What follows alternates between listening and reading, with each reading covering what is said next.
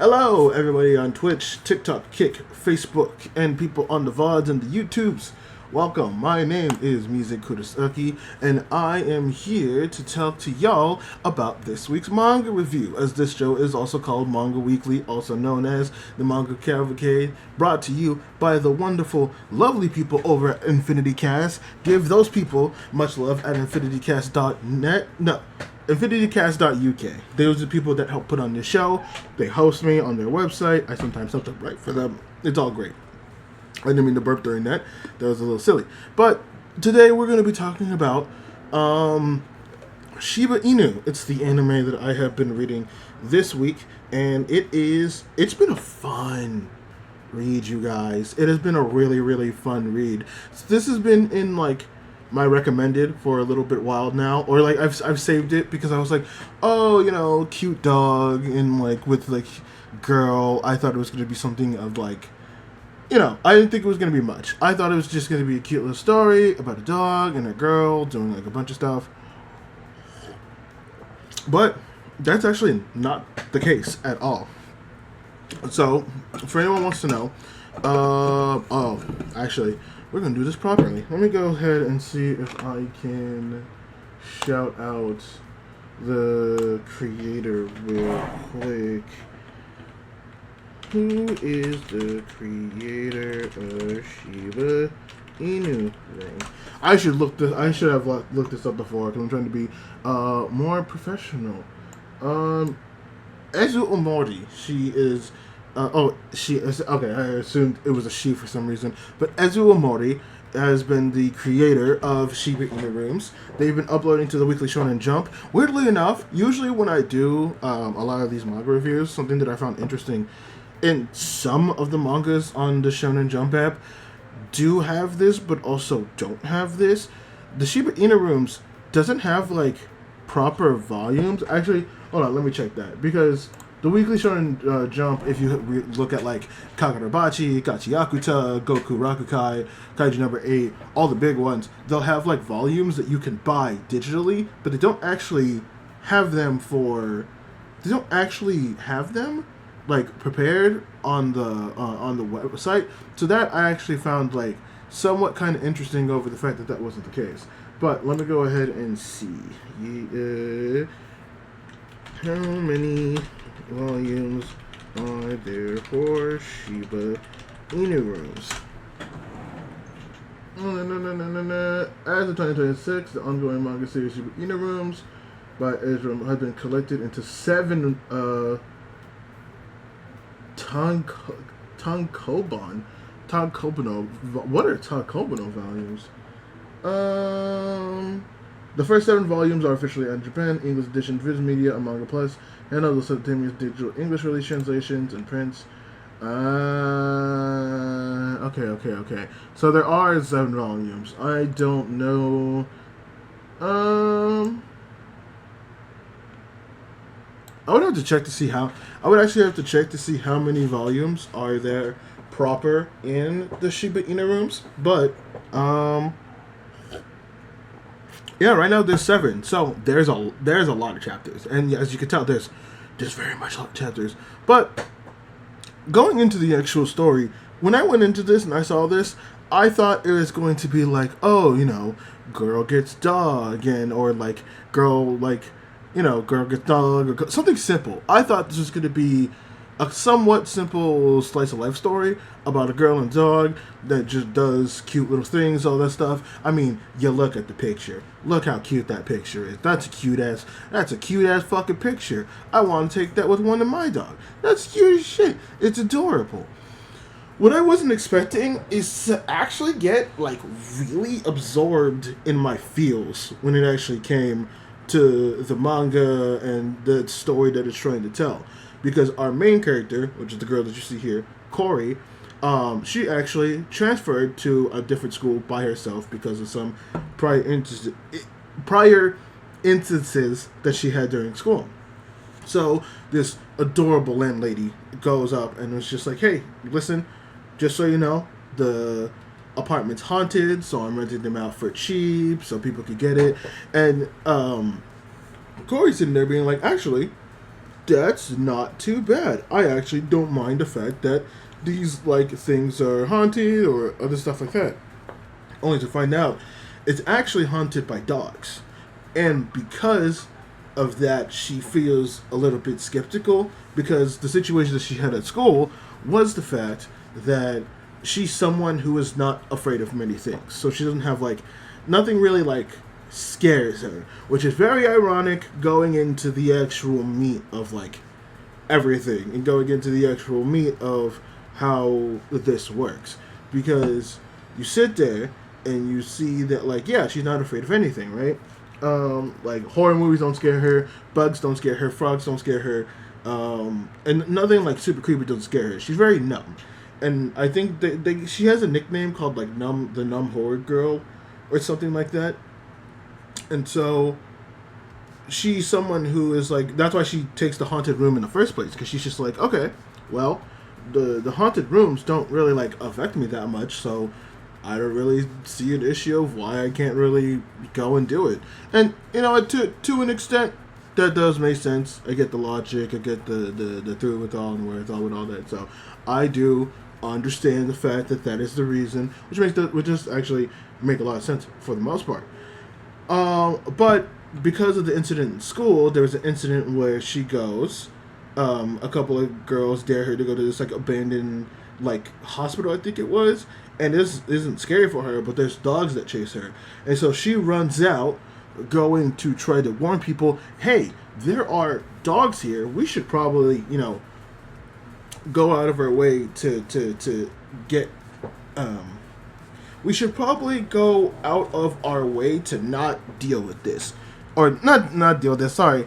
There are dogs that are coming out, and she's trying to warn them, like, hey, there are dogs coming, you need to get out of the way. And so what happens is that she accidentally brings the dogs to the people. And so they end up getting attacked, their parents get mad, everyone gets, like, super weirded at her. And I just want to say, that's kind of a load of bullshit, if you ask me, because no fucking way in hell does that happen. You put this girl up to go to this abandoned like hospital, and you do all that, and you blame the girl. What is actually wrong with you at that point? Why would who would blame the girl? Maybe this is just a cultural thing, right? Because there's some things in Japan, man, that I sit there and I'm like, you know, I would never let that happen, or that would be so ridiculous if that were to happen in some situations. But Japan does do a little fucky thing sometimes. So I wouldn't be necessarily surprised if that was the case, right? If something like that weird happened. But because of that, she decided to transfer schools. And to be fair, she's always kind of had that, like, not weird, great feeling for the most part. And, like, to an extent, I could get it. I can understand. It probably sucks having to deal with all of that, with all like the students and the people and how that deals. So I kind of get why she might be a little more hesitant to actually want to try to deal with stuff like this. So I actually get it from her standpoint for the most part, which is why she transfers to this place and to the new school in order to like get away from anything, try to start fresh. Now, leads into why she doesn't want to live with the dog, because now she's sitting there being like, well, I tried to, you know, get away from the dog, and the dog I'm not really so sure about. But there's a neighbor called, I think his name either Shibai or Shiba. I forget who exactly was that, like, his name. It's funny because he also has just a bunch of different like dogs in his area. And he's just sitting there. He's like, oh, I got my nextie. This is going to be so cool. Like, blah, blah, blah, blah, blah. And it is actually very adorable. It is very, very, very adorable how it comes off like that. He's super excited, but she's just like, oh, I don't know if I want to take the room. But he actually sets up what I assume will be the eventual end of where this manga leads to. Is that, you know, with the dogs, there's a weird balancing act that you have to do with them, where you don't want to love them too much and you don't want to love them, like, not enough. Obviously, you don't want to love them not enough because these apartments were actually built very recently, and they were built because apparently they were like part of a puppy mill where if you know what a puppy mill is, puppy mills are not fucking great. They are not fun. They are terrible, terrible, terrible, terrible, terrible, terrible, terrible places. They fucking suck. They're not great. They're shitty. I need to close the window because there is the thing. There is there's. Hold on, give me a second.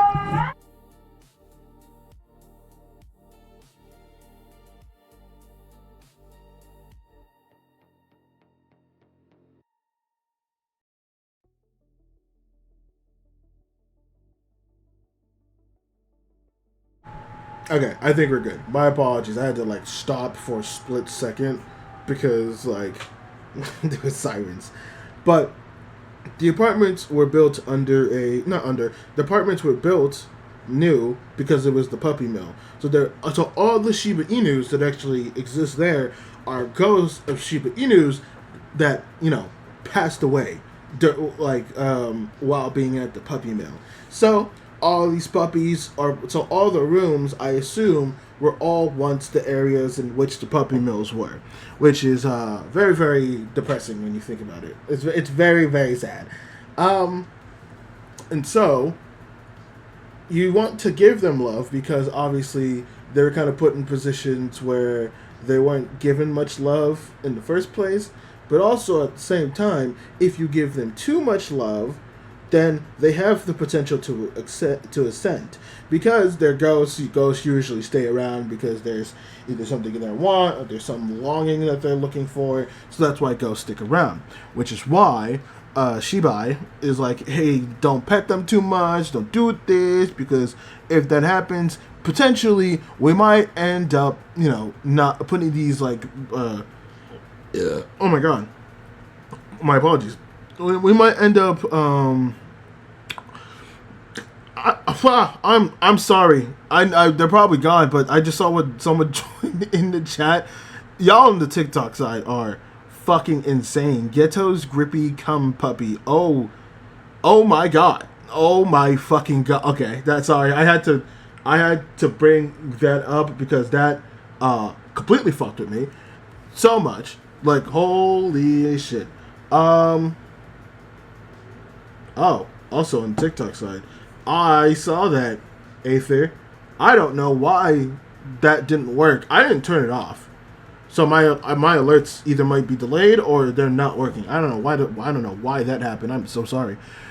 Or maybe it might come in a little bit. Oh, I don't know. So we'll have to see. I'm taking that off. And Zeth, I see you, and Jay, I also see you. I see all y'all lovelies. I'm sorry. I have no idea why my sounds aren't working. I will fix that at some point. I apologize for that. I have no clue why the sounds are not working. So my bad for that, y'all. I'm sorry, y'all. I don't know why the sounds are not working. That's actually really shitty. But yes. So with the Shiba Inu rooms, they're all stuck to the rooms, and so. Oh my god, what is her name? What is her name?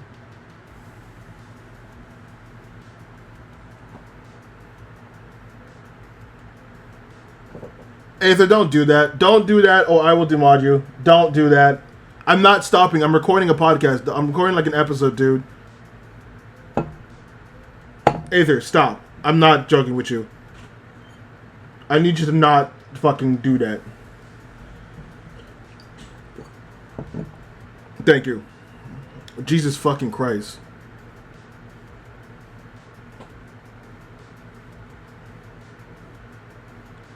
Jesus Christ, dog. Okay, Jesus Christ. Where the fuck was I? Oh, right. So, oh my god, what is the main character's name? I literally said it and I forgot it. Jesus Christ. Corey, there we go. Or Momose. I'm not gonna say Momose because that confused her with Hayasa Momose from Danada, so we'll just call it Corey. But Corey, basically. Also, why was Onyx banned? Why was Onyx X? Why was Onyx banned from the chat? That's so random. Okay, whatever. Fuck it. So Corey says, hey, maybe I can get rid of this dog if I go ahead and remove and like give it enough love, it'll ascend, and at that point I'll have the room to myself at this cheap rate, and it'll be really, really nice. Which is upsetting, but I'm kind of at the same mentality as Corey. If you are going to take care of these dogs, surely they want to like ascend so they can live at a better place. Now, I do get the landlady as well. It is, you want these dogs to live a good life, and like ascending, they don't know what the fuck they might be ascending to. But one, it's nice to know that in this world, dogs go to heaven. That's very nice. But also, two, that is a conflict of interest, right? Because like you want them to enjoy the life that they have, but they ascend, so they'll have to leave that life and maybe leave friends. Which we actually see the effects of that, like later, which is very very, very, very interesting. I assume this was like the author's way of making the very kind version of like a dog properly passing away is them there ascending and they're ghost dogs. So, you know, it's like the properties of an actual dog, but not really, which is also kind of crazy. And so Corey is trying to interact with this dog, trying to do the best they can, give him a bone, give him some treats, do something. And she's just like, I don't know what the fuck I need to do. And the dog at some points actually like bites at Corey. And so she's sitting there being like, I don't know what the fuck to do with this dog. I have no clue. I have no actual idea. And so after the landlady actually finds out that the dog bit Corey, she's just like, I can't put people in harm. I kind of have to do something about this. So let's call an exorcist to try to see if we can't at least exorcise the dog so Corey can have a proper living space. Exorcist comes over, cute as hell, by the way, and she actually goes to check out the Inu, and is like, oh, that's a very cute dog, but it's not actually an evil presence. The evil presence is actually Corey. And we actually find out that because she's been so very doom and gloom for a very long time, we actually see the fact that Corey has had these weird stress snakes around her. And they've been coiling around her, they make her feel heavy. It's kind of the similar way how some people, when they feel depressed, they feel very, like, light. They feel very not great. They not feel very, like, good and whatever. So, it actually makes a lot of sense as to why that is the case. Why, you know, the Inu might not be fucking with Corey, because Corey technically had some sort of demon on her. Which is also funny, because the exorcist asks, hey, so how are you able to get rid of 3 of the 5 snakeheads? Like, I got rid of the other 2, but you got rid of at least 3 of them. And she did there, and they're like, wait, what? I got rid of, like, 3 of the snakes? How is that possible? Only to find out, I think it was at her neck, her waist, and, like, somewhere in her hand. All the places that the Inu actually bit. And so Corey's like, oh, the Inu wasn't attacking me. It saw the, like, ghost snakes around me and saw that they were evil spirits, and so they were like, I'm not fucking with you. There's something weird about you. And so now that the snakes are gone, the dog actually becomes a lot nicer, actually leaves the room and stuff like that, and is actually starting to talk to Corey, which, yeah, they talk, which is very interesting. I found out very funny. Where it's like, oh yeah, you know, it's you're gonna join, it's gonna be good. It's like, oh yeah, the dog's out, the dog's nice, the dog's talking, it's being nice, the dog's talking, hold on, the dog's talking. And so that whole first chapter, we find out very, very late that the dogs are actually just talking. Like they all talk, they all are able to talk. How they're able to learn, I don't know, but it ranges from like Shiba's 5 dogs, where they it ranges from like the landlady's dog, where it's very much just like, oh yeah, they only say like granny or mama, like they're very childish in that way, to Shiba's 5 dogs, where they sound like little kids and stuff like that, to Corey's dog, which his name is Muchan, who is actually able to like talk like actually able to alliterate very well, to a future dog that we'll talk about down the road, who is the most eloquently fucking talking dog I've ever seen in my entire life. It's fucking insane how eloquent and fucking nice the dog talks. It's actually, it's kind of baffling a little bit. I'm not gonna lie. I'm a little shocked by how well the dog can talk. And so that's the whole first chapter. And so the next other chapters overlap basically Cory and Muchan living together. There are various situations where, you know, throughout the old chapters, we see them interact. They have some good times, they have some bad times. Some notable stories that I think are like very good to bring up. God, I'm trying to remember all of them because, like, I'm not gonna lie, I read a good amount of this, so I'm trying to remember all the stories.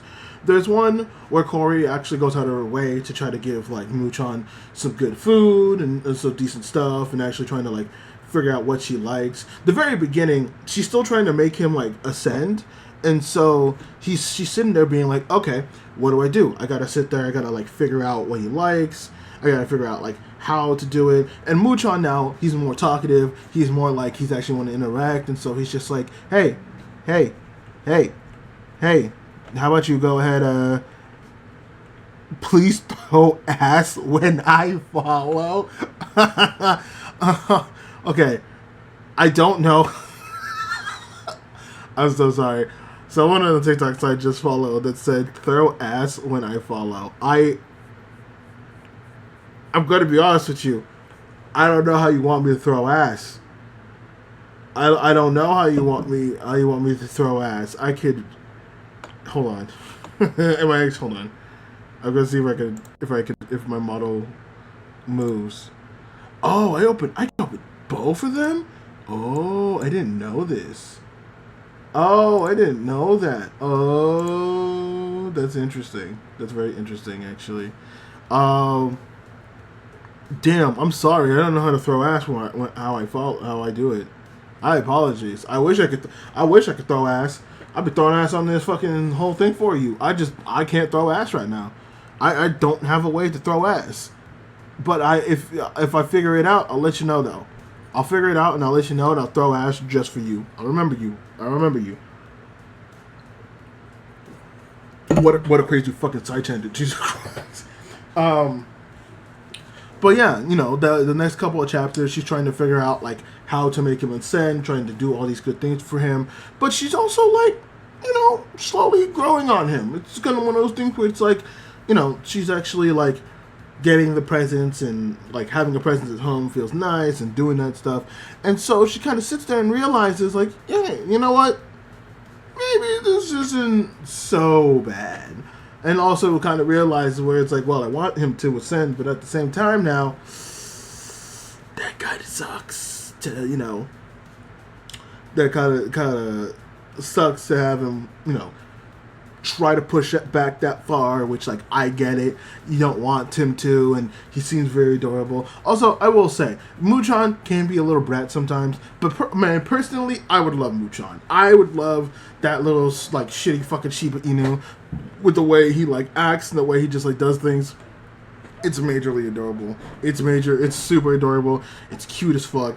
Like, I would be the worst owner because I would spoil the fuck out of him. He's so adorable because, like, he's such a shithead sometimes, but anytime he's, like, so honest and earnest about everything he does, he just sits there, he's just like, I want to play, I want to do that, and when you give it to him, his eyes light up in the cutest fucking way, and I'm just like, God, I need you in my life. This right here, I want in my life. I could do so much with this dog right here, right now. It's such a cutie. It's a cutie patootie. I fucking love that dog so much.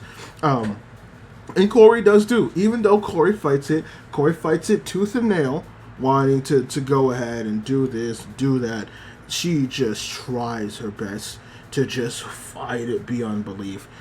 But there are multiple situations where we see both of them interact, and Muchan could be a little bit of a brat and a little annoying, and so you see them like get close and stuff like that. Not in the way that they get close super fast, but obviously Muchan seems to still have some lack of understanding and some not great barriers, and Corey definitely has some barriers, which we'll get into. But over time, you do see them like slowly get together, slowly get close, and it even gets to a point where Corey starts like being like a little like bad about certain things, like a little nervous about some things. Like there's times where she has to leave sometimes, and she sees that Muchan follows her to the door and wants to leave, can't. But we'll get into that whole interesting aspect. But it sits there and it's just like, no, Muchan, like you can't really like I can't really have you leave, buddy. You gotta kind of have to stay there and try to be a dog. But sometimes she's hurt by that. Sometimes she's hurt by the fact that she has to leave Muchan behind, and she'll sit there and be like, "What is this sadness I'm feeling in my chest for this dog? I shouldn't feel any sadness, but I do, and it's weird. It's weird, and I don't know if I like it." Also, give me a quick second on something.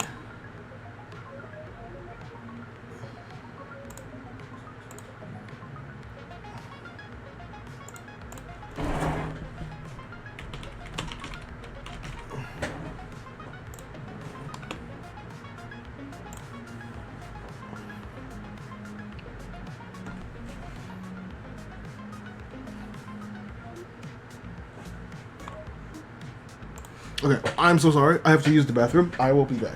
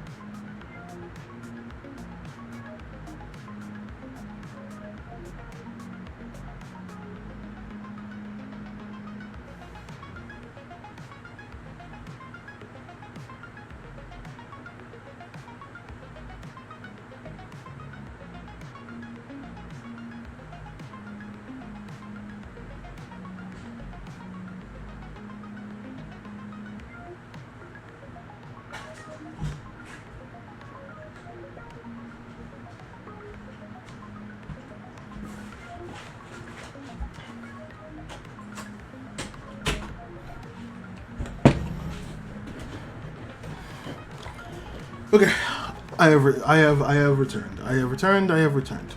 So, Corey is trying not to get super close, and I get it. She still has her fears of wanting to try to make friends and do all that stuff, which we do see later on. I'll address at that one point.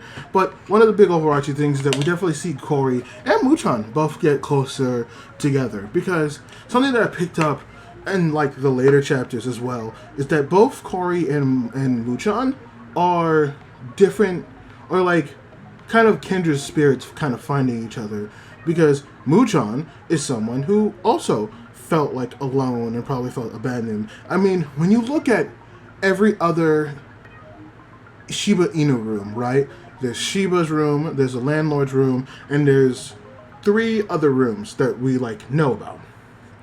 in all 5 of those rooms, Shiba's room has multiple dogs. The landlady's room has like 5 dogs. I'm pretty sure. I don't think we've seen the one older dude's room, the bread maker's room, but we know he has multiple dogs.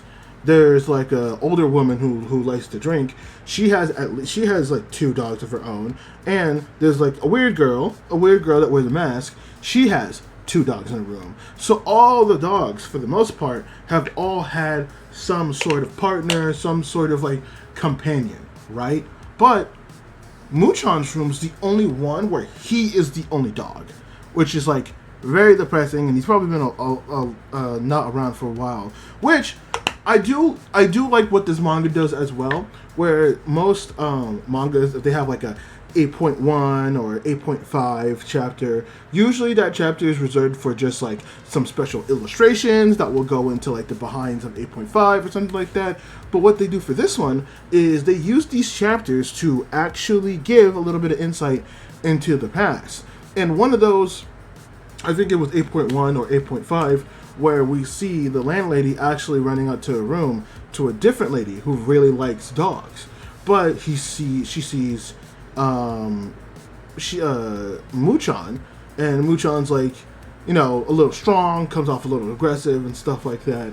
And, she doesn't like that. She's like, oh, he's gross and stuff like that. Muchan is just a very, very blunt person, like a very blunt dog. And so she's wearing strong perfume, and she's like, ugh, the perfume is gross. And so she gets offended, doesn't want to live there, that's very fickle. But the landlady obviously is trying to give this dog like a nice home. And even like makes like a silly face, which from what I remember was the same picture that Corey gave her in a previous statement to thank her for all like the stuff that she's been helping her out with. And so we see that Muchan has been alone for a very long time. And something that was actually very interesting about that last panel was Muchan was like, I hope I get a good owner soon. Which is like, oh, I felt that, and I'm just like, oh, he just wants to be loved. He just wants to be loved, god damn it, and no one's giving it to him. Which is very, very sad. Oh, I spilled water all over myself. That's not bueno. That's not bueno. But yeah, we see that all happening, and it's like, it's super sad. But it was like a match, kind of, no pun intended, but it was a match made in heaven. Where Corey, someone who has been, alone and isolated for a long time, and Muchan, who's been alone and isolated for a long time, are both kind of working with each other, having being quirky, being weird, but they have their own dynamic that works. And we see that from Muchan worries about Corey in many situations, and Corey is a little bit worried about Muchan in certain situations. Despite the fact she acts like she doesn't care, when in reality we know for a fact she does in fact care. Another fun thing about these is all the other residents in the area, which I thought are all very, very cute. They're all very cute and quirky, which, if that was me, my God, I would love to live in this apartment. I think I just want to live wherever this is, with a cute ghost dog, with other quirky people that also have cute ghost dogs that we can just chat about with cute ghost dogs. That's just cool. I think I just want to live in an apartment that has dogs, with weird people, weird nerdy people that also like dogs. So there's Shiba Inu, who honestly just acts like a dog himself, and is the next door roommate of Corey. He has 5 dogs of his own. They're all super cute. They're all adorable little beans, and he's just the most airheaded but lovable, tight person. It's so cute. Then there's the landlady, who's obviously the most normal out of the bunch, but it's also the one that she has the most experience. She's very much the mother to everybody. At one point, Corey gets extremely sick, and through shenanigans, which we'll talk about later, the lady comes in to help her, give her food. She has a little tea time with her, and Shiba, who they have like conversations about their dogs and just update on stuff like that. So it's like very, very cute. Then with the other like members that we find out later on, there is a dude who's like, I love this archetype, just like the super aggressive but goofy type, where like they yell at everything but they like mean super well. Oh my god, think about the loudmouth dude who from Yu Yu Hakusho, kind of like those guys, the meatheads who like are loud and aggressive, but and like they have like a good heart behind them, and they have a good heart behind everything they do, which he does, because he's like, oh hey, you're the girl that moved into room 101. How's it going? It's like, oh yeah, my name's da-da-da. It's like, that's wrong. You should never go ahead and share your name like that. You don't even know me. And it's like, you're aggressive, but there's a good heart behind that. I can sense that. I can sense that. A really cool quirk about him, or cute quirk about him, is the fact that he is apparently like a baker, and he's trying to learn how to bake or make these like weird inventions for baking. And so something that he does is that, like, he makes a lot of bread and he gives it to people. And so we see that he's gifting the bread to Corey. And then one of the points, I forget why Corey slumped over, but Corey brings bread to Muchan as they're eating and they're disgusting. And there's a cute little panel of him just like eating the bread and stuff like that. And there's a cute moment where Corey is like slumped over. She's sad. I can't remember what she's sad about, but she was sad about something. And Muchan actually gives her the rest of the bread, and obviously she's not going to eat it. But it's a cute gesture where it's like, here you go, you can have the rest. It's like, wait, really? It's like, yeah, no, don't worry about it. And she's like, wow, that is actually really nice, Muchan. Like, what a caring dog. And she eats the bread. It's terrible. Like, it's terrible. And she's like, wait. Did you give me the bread because it was terrible and you didn't want any? And he's like, I'm sleeping, don't talk to me. It's like, oh my god. So that is funny. So he makes bad bread, and he gives her bread all the time, which she doesn't eat. Now, I will say, an idea he had that I thought was actually kind of cool is the fact that he made a bread, but he made the bread specifically with like dog material. Now, why would you give it to Corey? I have no fucking clue. But I don't know why, but that just made me sit down for a minute being like, you know what? The idea of like someone making like a bread that's made for dogs, or a bakery that specializes in dogs, probably wouldn't be like super popular, but I could see it being very, very like people paying good money for that. It'd be niche, but I think you get enough dog lovers who care about their dog, and it would be kind of a cool novelty for them to actually like try to make that. I think it'd be like a cute little thing. I think it'd be very adorable. So then the next one is, oh my god, I forgot the lady, but she's someone who's like very eloquent talking. She looks like a businesswoman, and she lives, and the way they meet is Corey actually runs into her just randomly on the street. And so it seems like they're following each other, which I don't know why the lady didn't like, get some weird signs at first. I definitely fucking would have. But the cool thing about that is the fact that she also lives in the apartments. And so she goes, and her dogs I love, because there's one just big chubby dog that is constantly asking for food, and the other dog that talks in questions, and it's just the perfect fit for her.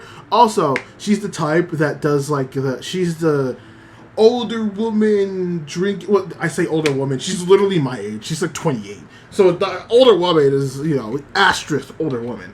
But she's 28. She's a businesswoman. But she's the type that, like, she'll sit down and she'll have, like, a good big hearty meal with, like, a couple of beers. And I'm just like, that's my type of woman. That is the type of woman I would love to come home to. Or I would love her to come home to, for me and be a house husband. And sit there, we could just share beers, have a good big ass meal, just be goofy with. Like, that is my type of woman right there. I sat there and I'm like, I would actually give my all to have a woman like this in my life. That was just amazing to see. 100%. I saw that and I'm like, I need that. I need literally all of that. 100%. I need all of that. And then the final one, because we talked about Shiba, we talked about the landlady, talked about Baker Man, talked about businesswoman. Yes. So then the final one would be Weird Mask Girl, which we actually see her first appearance at the very end of I think chapter 4 or 5, where she appears walking past Corey. I forget in what situation, but she's taking out the trash and she's wearing like a dog mask, and it's like, okay, that's a little weird. I assume you're part of the apartments, but I want to know the context, which we finally do, because I think their first meeting comes when Muchan is watching the cartoon Goodies, which is a little YouTube cartoon thing where it's like two animal friends and they go on the little adventures and they do the thing where it's just like, oh, let's have an adventure, haha, type stuff, you know? And so as they're watching that, Muchan gets scared of ghosts, and one of the sheets from room 202 falls down and gets caught on something. And so she's just like, oh, okay, let's go and talk to room 202, let them know that their sheet's gone. While Muchan is scared of ghosts, which I find very ironic that the ghost dog is afraid of ghosts, which I do not know if the ghost dog understands the fact that it's a ghost. I'm not 100% sure. It seems like there's a lot of things that the dogs are not aware of that if they actually knew would probably fuck them up a little bit. Which, now that I think about it, okay, so something that just connected to my mind that I didn't think about but would actually make a lot of sense is the fact that the dogs that are ascending, right? It says that they want to give them too much love, but through Muchan's interactions, it seems like they realize that they might not be ghosts, which is also kind of crazy because they could do ghost-like things, and so like they would have to assume that they might know that they are ghosts. I'll come back to that. I'll come back to that at some point. But Corey goes up to talk with the girl in 202, and she opens the door and she sees that it's a mask, and at this point, it's not that weird. We've seen her at least once or twice before this.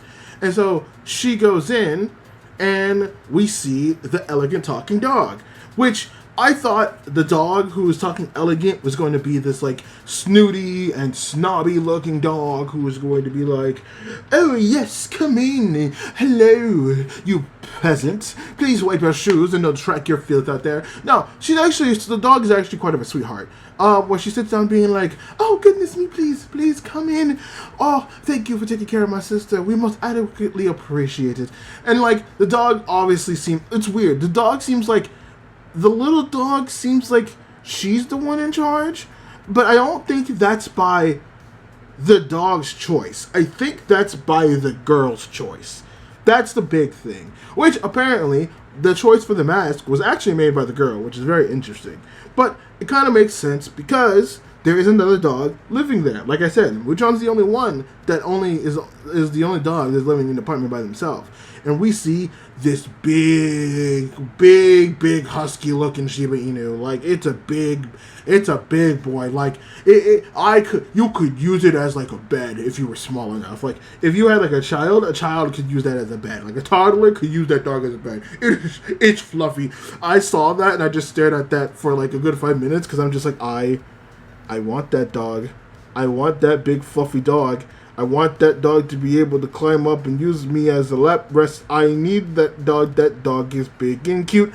Like, I was like, God, this dog is adorable, and this dog is big, and I like big fluffy dogs. I like big floofy dogs. I want a big floofy dog. Okay, beside the point. This dog, I don't know why I remember this name. I don't, like, okay, to be fair, the rest of the other dogs' names aren't bad, like Snowball and Midnight and all that stuff. I don't know why I remember Hikari. That big dog's name is Hikari. Maybe it's just because its design is cute and I like the idea of big dogs also makes me feel happy. So maybe that's the big reason why. But regardless of all that, the big thing with Hikari is Hikari constantly sits out in the closet because, for whatever trauma that dog went through, does not like humans. Which again, all of these dogs were in puppy mills, so I I understand. I understand the fact that, dogs like Hikari and dogs like Muchan might not be too much of a fan when it comes to wanting to interact with humans so much. So I get it. I completely understand. But something kind of cute, actually, is the fact that when that girl initially moved into the room, she sat there and was like, "Hey, listen, if Hikari's upset, how about I wear a dog mask?" Or I think the phrasing she used was like, the small dog was like, "Just so you know, Hikari is is afraid of humans. So let's just like be wary over the fact that Hikari might not be the most interactive when it comes to dealing with humans." And so the girl was just like, "Okay, well, what if I stop being human?" In the sense of her wearing the mask, which is why she has the girl wear the mask, so that so Hikari can feel a bit more comfortable when it comes to actually interacting with Hikari can feel more comfortable interacting with humans. This is weirdly enough actually helped a bit, because before Hikari would just never actually peek her head out. But now that if someone comes over, even if it's a stranger human, Hikari would actually open the door, peer their head out, and actually stick it out a little bit, which is actually it's progress. Which, to be fair, from not wanting to interact with humans in general to at least being willing to acknowledge and even be seen by humans and being curious about humans is actually a decent amount of progress. Now, that does bring up the question of whether or not that will backfire for Hikari and the dog. That's interesting. That it is interesting, because it is one of those exposure therapy things where it's slowly by progress. Obviously they are not like dogs, but they have face of dogs, so Hikari can at least get used to the idea that whatever this non-human figure, other non-dog human figures can be nice, but at the same time it's still reinforcing the fact that they are not humans. So wherever it goes, I get it, but it's also very nice. But we actually find out as well that oh my god, I forget her name too. I'm remembering it because they actually have it written down and they actually have it said on the thing. But that girl that lives with those Shiba Inus is actually the creator of Goodies, the character that Muchan, the cartoon that Muchan has actually been doing. And Corey actually explains hey, my dog has been kind of afraid of ghosts ever since they watched the episode. And she's just like, "Oh, well, if that's the case, just finish the episode. He'll feel better after that." Which, the whole thing is they're afraid of ghosts, but the ghost is afraid of the dark, and they're also afraid of the dark. So they're like, "Hey, ghosts, you want to be friends? Then we can fight this darkness together." And they actually go and do that, which is very, very cute and very, very nice. I like that. That was an adorable ending. And that's kind of where I stopped at a point. But there is also other things to talk about, like Corey's whole past, which I also find very, very interesting, because Corey's whole past and why she moved there in the first place is very interesting. And weirdly enough, I feel like most of the bullshit kind of lies on her mother, because if we're going to take Corey's entire backstory from when she was a child to now, right? Corey has been someone who's been very numb to just scary and kind of just in general icky things. Like I said, she's not afraid of bugs, she's not afraid of frogs, she's not afraid of snakes, she's not afraid of horror or ghosts or anything like that. So, that has made her an outcast for many people, because she can interact with these things and she doesn't give the normal reaction that most people would give, so people look at her as weird. We actually get a panel later on with her dad talking with her, and she actually brings a really heavy question that kids have, which, by the way, I just need to go on this tangent a little bit. I would like to see this more of kids actually asking kind of heavy questions, because I feel for a lot of people, they give off the idea of just oh, kids are dumb, kids are stupid, kids are whatever, bro. But people do actually forget that yes, kids overall are not smart, overall compared to how we are in terms of processing information and life stuff, but they don't have the filter, which means they'll ask the questions that many people socially would not be okay to answer. And at the very least, you need to tell them why that might not be okay to ask. But at the same time, you shouldn't push those away. Or that should be more represented in certain media of like kids asking like heavier questions. Because sometimes they will do that. And I think a good example right here is Corey at a young age asking that like, or talking about how the fact like she feels like she does not want to, she doesn't feel like she should be existing. Which is like, you know, to a kid, that doesn't seem like much. And they don't mean like, oh, you know, I should just die. Like we, like us as adults, how we would manage to ask that at like a heavier age. Or how we process that information, or how we ask that question at a heavier age. But they're more feeling in the sense of just like, you know, I feel like I shouldn't be like around people. You know, I shouldn't feel like what I am is wrong or something like that. And it's, you know, it's heavy questions. But I think the dad actually handles that pretty well as he goes, and he says like, it's like, yeah, you can say that, but also remember that like there's a lot of good things about you that do matter and that you should be good at. Like you're good at math, you're good at making you're good at doing like needling projects, you're good at being yourself, you're good at like all these other things. And I think that's really important to enforce the fact that like remembering that kids ask that, but also remembering that kids are sensitive and that they should be handled with not somewhat with kid gloves, but like when they ask questions like that, they should be addressed in the way that I think that this father did. Because you can obviously care. You can obviously see that the father does care. Unlike the fucking mother, who in multiple scenes now has shown this weird thing of like, I don't think the mother, and I have dealt with this in my own familial life before, but there seems to be this thing as well, where there are some parents or there are some family members where they do mean good in heart. I genuinely do think that this mother does care. And I think, and what I hope to get from like, and what I do hope to get from this mother is the fact that they will be able to talk and like, you know, realize, like the mother realizing that, the mother realizing the fact that like she hasn't been the best to her daughter, but also at the same time the mother realizing the fact that like, hey, maybe I should probably not say these things and not do that. But also Corey understanding that her mother does in fact love her, and that her mother does in fact care for her, and that her mother does actually matter in these types of situations. Like her mother means the best, but she's saying it in a way that might be very inconsiderate to the way Corey might be processing those feelings.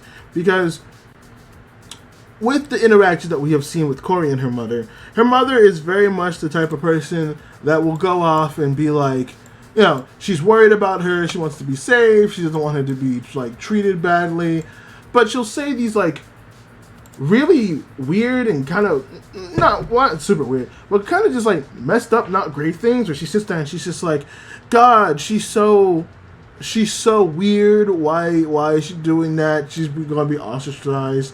She's not gonna make friends. She's like being a weirdo about it. Like blah blah blah. Kind of reiterating all the things that she's hearing in school. Oh wow, Corey doesn't want to tell her mother that she's been alone or she's been feeling this way or she's been feeling this type of stuff because, well, you don't want to tell your mother that. You don't want to tell your mother you've been not like you don't want to confirm those bad things that your mother's been thinking, because if you do that, well, that just kind of reinforces the not great stuff, which is kind of shitty in a sense. And I kind of get it. I kind of get. Oh, my model has not been moving. Goddamn, my model has not been moving this entire time on the TikTok side. I'm sorry on you guys on TikTok. I thought that you guys were moving. I thought I was moving. It's not. Hopefully the audio was at least, you know, active. Kind of makes sense why that thing was not there, though. It's an hour, so fuck. But yeah, like I do get where the mother is coming from, and I think the mother more is just like, hey, you should be aware of these things. Like, the dad is the side of, like, make sure to, like, like, you are who you are, it's good for who you are, make sure to embrace that side and to love your side. And the mother is the side of more of the realistic of, like, hey, just remember that there are people that might not think like you or might not feel like you, so be considerate of those feelings.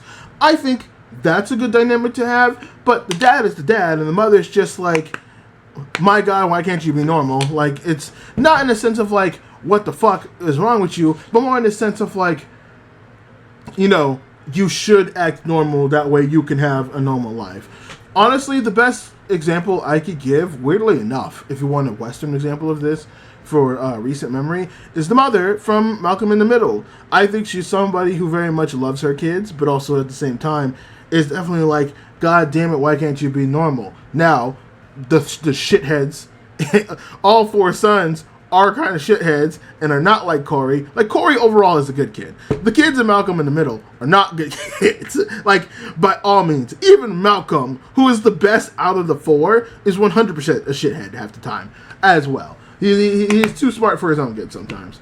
But at the same time, I do think the mothers can be comparable in the sense of, like, oh, they might not say the right things and they might come off as, like, kind of heartless, but they would care. It would be different if, like, she was a little bit more aggressive. If she, like, didn't call or made her feel bad. This feels like more of a worrying situation. More of like a, hey, I, like, remember to call me, I'm worried. Kind of like a helicopter mom where, like, helicopter moms, they do try to care and they do try to love. It's just kind of one of those situations where it's just like, it sometimes can be a much and you might just say the wrong things. But, what else is there? Oh, so then there's the other thing I also want to address when it comes to talking about this manga and the insanity with it.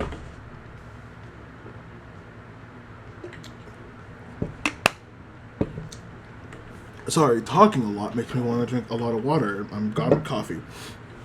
But a big part of this as well is kind of the progression that we're getting at.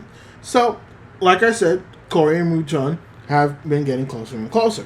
And so, there's little stories of them getting close, having stories, doing all that stuff.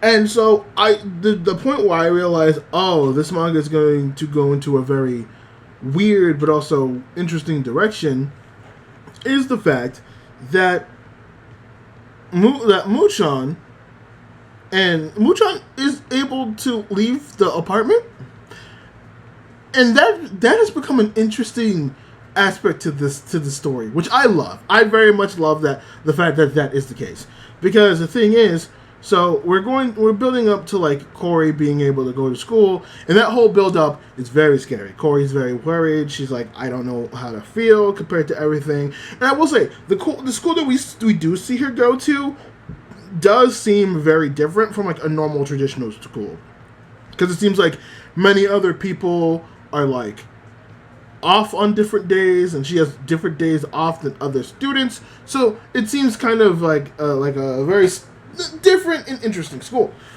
But she's like very nervous, and even Mu-chan recognizes this, and he's like, you're kind of acting a bit weird today, which is also funny because since he's been watching a lot of YouTube, and he even says it, he's like, why are you kind of acting like a dumbass? And Corey's like, where did you learn that? And he's just like, YouTube. It's like, well, okay, yeah, that's my fault. And you know what? Unfortunately, that is the case. It's just like, yep, that tracks. But Corey brings up the fact that, like, school's coming up and she feels like real anxious, but she'll be fine for the most part. She'll be good for the most part. And so we see the fact that, she's getting nervous, she's shaking and all that stuff. And I forget if she has like a dream or if it's something, but Mu-chan actually sees that Corey is like crying in her sleep. And she's crying, she's shaking, and Mu-chan's worried. Which the entire time, again, Mu-chan is such an adorable being. Obviously he comes off as like angry and anxious, but he obviously cares very, very much for Corey, and Corey very much cares for Muchan. Like, we see Corey setting up like video chats for him to talk to the other dogs, and Muchan actually, like, wherever Corey acts weird, he notices, and he's just like, no, you're acting weird, what's going on? And like, very blunt. I think that's where the bluntness comes from. The bluntness, like, very much thrives, because when Corey tries to like hide her feelings, a mono person would like not push that much, but Muchan, being a dog, and being a very unaware dog, is just very blunt and makes her like address it then and there, which I think is very healthy for her. It's very good that someone like Muchan is like in her life, as you can see like the progress actually growing from all of that. But Muchan does actually sit there as she's getting ready the next day, and it's like, no, I'm gonna go with you, I'm gonna go to school.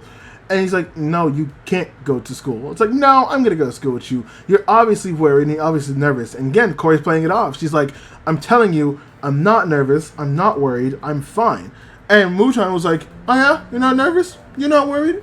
Okay then. Why the fuck were you saying that you were scared all night? She was like, wait. What do you mean? It's like, what do you mean by that? And she's like, no, you were scared. You said you were scared. You said all night that you're scared and that you're worried and that you were crying. And she's just like, oh, I didn't even realize how bad I was. And like, she admits it. She's just like, yeah, I'm scared because I'm scared of what I'll be. And I'm scared of what people might think of me and might think of who I am as a person and all that stuff. And Muchan gives the cutest answer. He's just like, okay, then, well, don't be you. You can be me. And she's just, again, it's those little things that, like, oh, in a normal circumstance, I get it. It's so cute for him to be like, oh, you're so cute being able to ask those questions. Like, oh, that's just so adorable. Which I love. I love that dynamic of Muchan. Muchan still wants to go and help her. And that's where I got a little bit of the hurt. And I thank God he's so dumb and so unaware, because Muchan, as he's trying to leave, hits the doorway and he's blocked. And he's confused. Which also kind of immediately nicked my theory on the fact that, like, you know, it seemed like Muchan can do more than, like, most people. So it made me think, maybe Muchan's not a dog. Maybe it's just this random dog that just lives here. What's up, Toto? I see you, my boy. Apologies for no Friday Night Funkin' stream. But if you check back in around 5 p.m. PST, we will be doing a Friday Night Funkin' stream. And I will, once again, be taking requests. I just might have to do some stuff in order to take requests. I might be finished with a Discord today that people will be able to hop in and give their proper request for stuff. So that will be exciting. That will be very, very exciting. So yeah. So that made me sad, but thank God he's dumb, because he doesn't really understand why. And so, you know, Corey leaves, and Corey's just like, okay, listen, I'll be back. You know, don't worry about it. I'll be fine. So, you know, don't worry too much. And Muchan's like, all right, I'll make sure of it. Unfortunately, he gets angsty and it's like, nope, I need to be there with her. So he tries hard as hell. And now Corey's going through her day. And something I also wanted to bring up when we got to this part. You know, she's going through her normal day. She's being fine. And she actually comes across... thank you for the likes, Toto. I appreciate it. I see you giving that love. And I appreciate that shit tenfold, my guy. But yeah, we see her. She's going through her day. She's trying to go interact with people. And we actually see the fact that she actually has a conversation with someone. Now, my leading theory with this and with her talking with those people, or with her in a conversation, we don't see the actual face of the person, but my sneaking suspicion is the fact that that person is, in fact, what do we call it? I think that person is, Jesus Christ, I cannot remember the name. What the fuck is the name? the girl in the apartment that we see giving like the interaction, that's wearing the mask, I think it's Mask Girl. I think the person who Corey is talking to at school, I think is the Masked Girl. I think that she's having that conversation with her and, like, you know, being more confident. And she might act like, it might be like the Comey can't communicate situation. Not to that nth degree, but in the situation that, like, she's able to talk with, like at school, she puts on a more confident face and stuff like that, and does all those things. But at home, she can act more. She can act more real. She can act more natural. She can act like better when it comes to people. So I think that would be really cool to actually see. I think that would be awesome, and like to see them interaction. That way, they can have some more. That Corey can also have another person. I feel like she could be a bit more interactive with, in a sense. Also, I am. Hold on, I'm going to do something, and it's going to be a bit weird. Actually, no, it's fine. It's fine. I'll bite the bullet. I was going to change my outfit, but I'll change my outfit when we switch over to talking about news. My phone is at 6%. Well, Toto, if your phone's at 6%, hold on. I appreciate the lights a lot, but charge your phone if you can. And if you can't charge your phone and you're outside, I would rather you save your battery for something important, potentially. But I do appreciate the lights. But please save your battery, man. Like, genuinely. Save your battery so you make sure that you're good and shit like that. So, Corey has a pretty good day at school. She has a good day at school. She's chilling. She's like, yeah, cool, everything's fine. But this is too peak. Well, you know what? Damn, I appreciate that. I want you to be safe, but you know, I'm not gonna lie. The praise does help. The praise does help. I appreciate that. Thank you very much. But seriously, if you actually are somewhere important, please save your battery. I want to make sure that you're safe. It's peak, but safety comes over being peak. BRB, no problem, my man. So, Corey has a good day at school. She actually comes. She's like, damn, like, I actually had, like, a good day at school. Like, it wasn't too crazy. And I was, like, Muchan gave me his, like, thing to interact. Or gave me, like, I was pretending to be Muchan. I should, like, get him a gift. I should be confident about how I feel. Like, all that stuff. Like, okay, I believe myself. And so, as Corey goes home, we see her being greeted by Muchan, who is now outside of the apartment. Muchan, in some way, shape, or form, is now outside the apartment, and I'm freaking out. Corey's freaking out, and we're like, "Whoa, what the fuck?" Because that shouldn't have happened. Muchan should not be able to leave the apartment like that, but he did. And so, like, he's going around, he's, like, excited, he's like, oh, I'm not in the apartment, ends up going into Shiba Inu's apartment with all the dogs, and he ends up destroying one of Snowy's toys, which is one of the cute little white Shibu that Ino has. No, that Snowy has. Oh, no, that Shiba has, yes.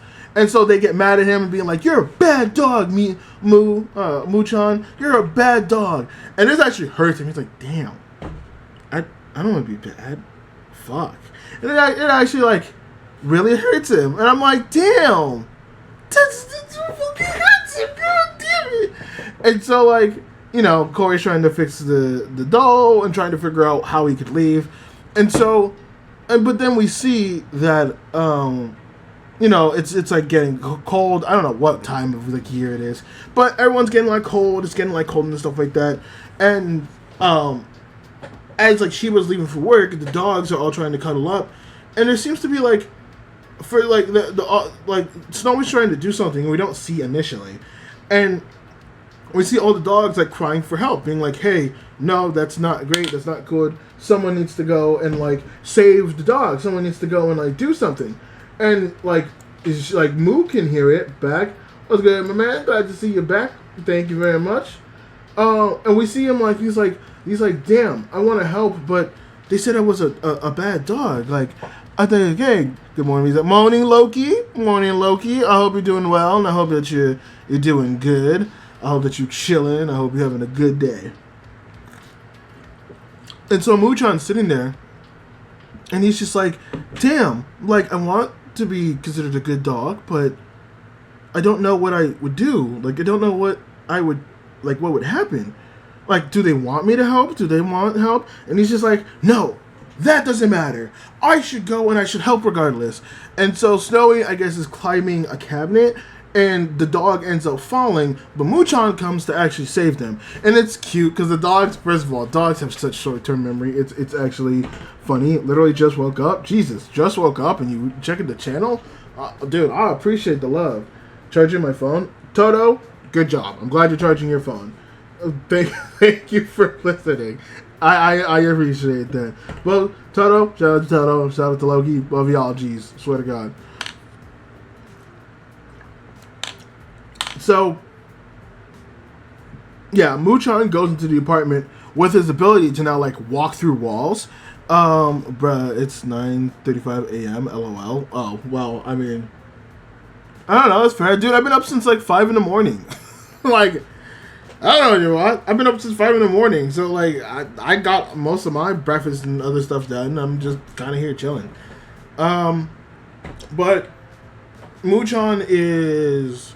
Yeah, he phases through the walls and actually saves Snowy from actually getting, like, properly hurt. And again, the dog's memory is so fickle because they're just like, oh my god, Muchan's a great... Well, to be fair, it's not fickle. It's saying that, like, oh no, Muchan's actually chill and shit like that. But it's just like, oh my god, it's,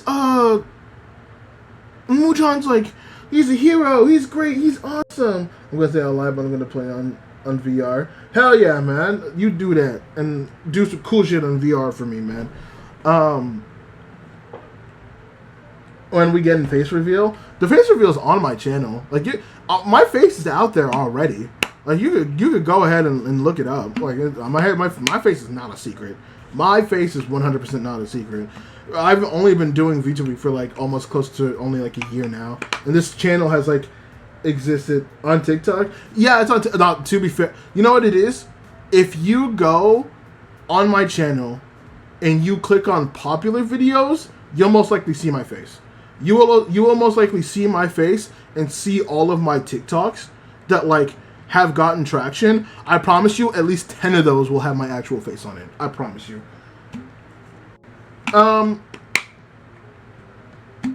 What was I saying? Oh, yes.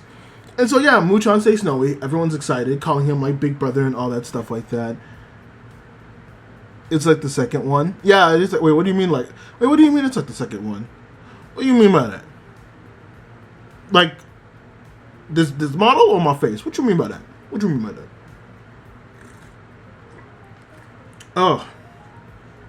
But, what was I talking about? What was I talking about? Oh, yes. Muchan gets saves Snowy. Everyone is excited, and it's so cute. You see the little Shiba Inus, they're just being like, oh, Big Brother Moo, save Snowy, Big Brother Moo, we love Big Brother Moo, Big Brother Moo's great. It's adorable. It's so adorable seeing all of them, man. It's fucking great. They're adorable as fuck. And so, you know, Muchan's happy now. He's just like, yeah, I'm a good dog. Oh, it's like the second one, your face. Oh, yeah. You can, like, it's gonna be the second one. You can easily find my face on TikTok. That's not even it's so, like, whatever.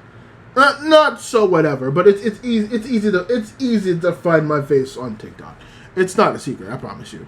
But yeah, like, and now he's, like, happy and stuff like that, and it's cool.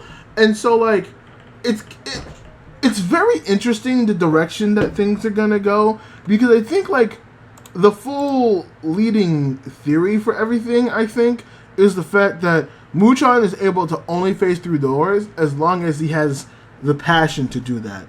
If that makes sense. Like an alt glizzy. Oh, like an alt grizzy. I thought that said alt glizzy. I was like, that's wild to say, fucking alt glizzy. But no, you are right. It's like an alt grizzy. Yeah, Jesus fucking Christ. I'm a fucking idiot. Hold on, give me a second to do something. There we go. Okay, and so, yeah, it seems like he can only phase through doors if he has, like, the confidence too, if you get what I mean. Like, he needs to have enough care and enough want to do that, because we see him wanting to do that with Corey, being worried about her. We see him wanting to save Snowy and him having the passion to do that, and we see him doing that as well when Corey comes home after the end of the week and she's like exhausted and she has like a headache. And she's like, damn.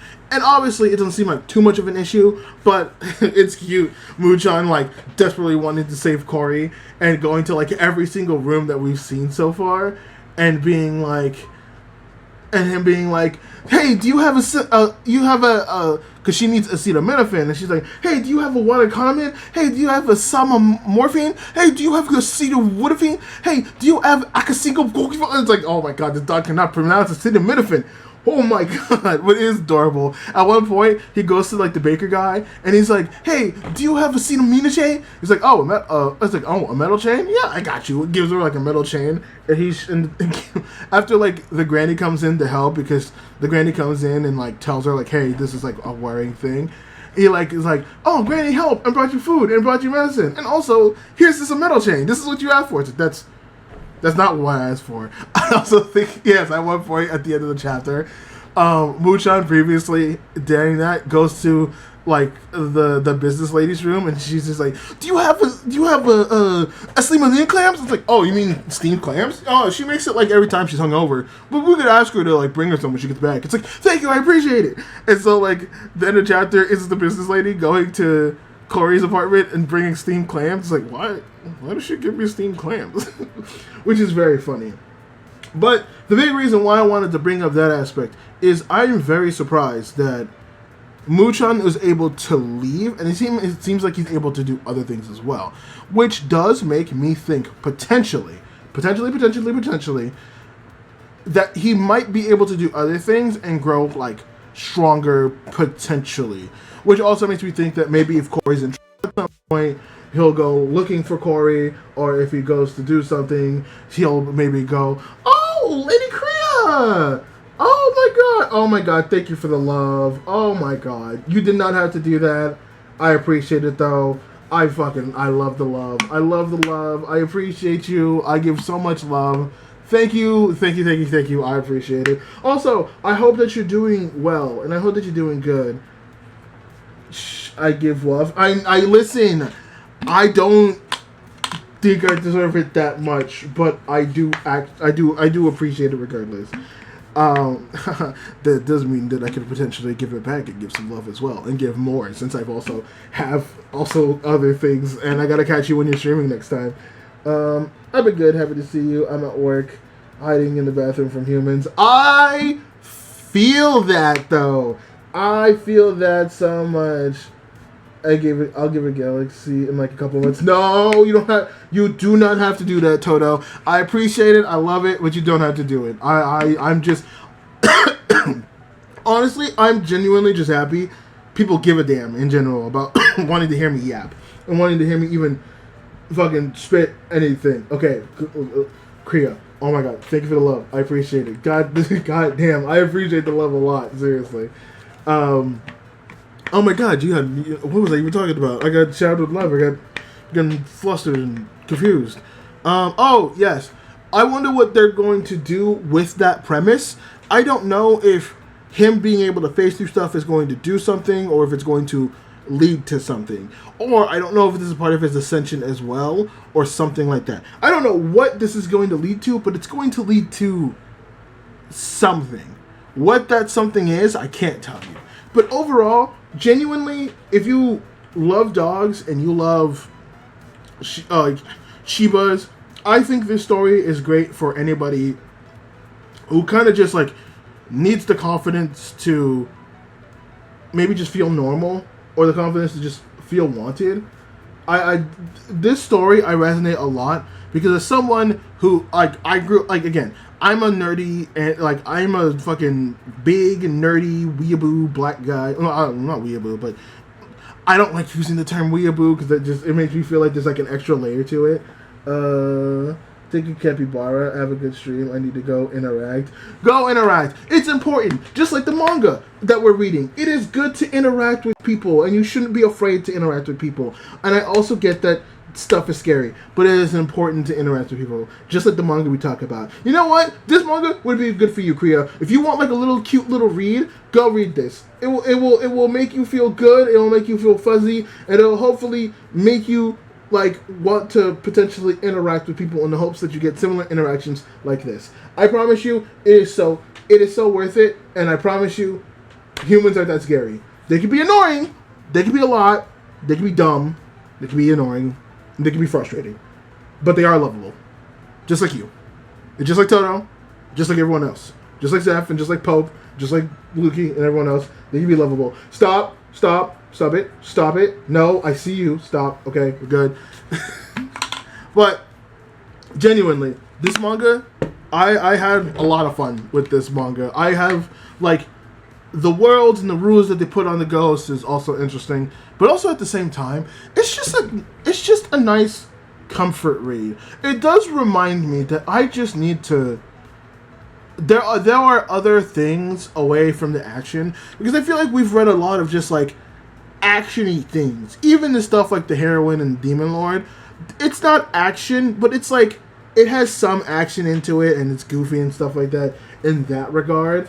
But there are nice stories like this that don't have action, that don't have all that great stuff, but they're still fun to read, and they're still fun to interact with. There is a couple of stories that I need to talk about, that I need to reread, because oh my god, are they a fucking lot, but I do want to read them at some point. But yeah, man, Shiba Inu rooms, if you have space for this in your reading catalog, please pick it up. It is so lovely. It is a fucking wonderful read. It is genuinely wonderful. It is genuinely cute. It is genuinely adorable. It is by no means a bad story. I would argue in the entire series that we've been doing this, obviously we can't, because I've reviewed Berserk up to a point, and Berserk is still my #1 read. But in terms of it might be in there in the top 5. It definitely beats out like the Demon Lord and the Hero. I would put this over Goku Rakukai. I'm not even joking. I would 100% put Shiba Inu's room over Goku Rakukai. I put it over a lot of things, honestly. Like this Shiba, it's just a nice comfort read. It's also nice for people who, like, if you ever felt like outcasted or you felt like the weird kid, like, it's just really nice to be able to live vicariously through this this story. It's super nice to live vicariously through Corey and like her interactions with not just with the Shiba Inus, but with just the people there who also seem like they're super quirky and super weird, but they've built like a sort of community that's like very healthy and very nice for each other. It's a genuinely lovely read. If you love dogs, this is good for you. If you like cute things, it's good for you. If this is like a wonderful little thing, it's genuinely good for you. I would 100% recommend this to many people. 100%. Without a doubt. Without a fucking doubt. But that is going to do it for this part of the segment and for this podcast. We will still be streaming, but for those people who may be watching the VOD, who may be here for the manga, thank you so much for checking it out. I do very much appreciate it, and I will hope to see you guys in the next video, in the next podcast. What will we talk about next week? I have no clue yet. I should probably make a schedule of things to actually talk about stuff properly. Actually,